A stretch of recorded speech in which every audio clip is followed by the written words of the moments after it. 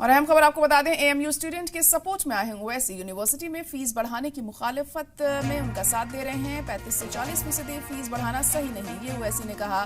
Fees बढ़ाना गरीब students से नाइंसाफी है। स्टूडेंट्स पर कार्रवाई की मुखालिफत की है ओवैसी ने।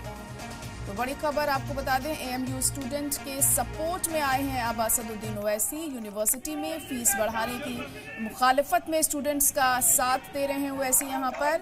दरअसल अब 35 से 40% फीस वहाँ बढ़ाई गई है। इसको लेकर जो स्टूडेंट्स हैं वो इसके खिलाफ प्रदर्शन कर रहे हैं, मुजाहिरा कर रहे हैं और अब ओवैसी उनके साथ खड़े नजर आ रहे हैं।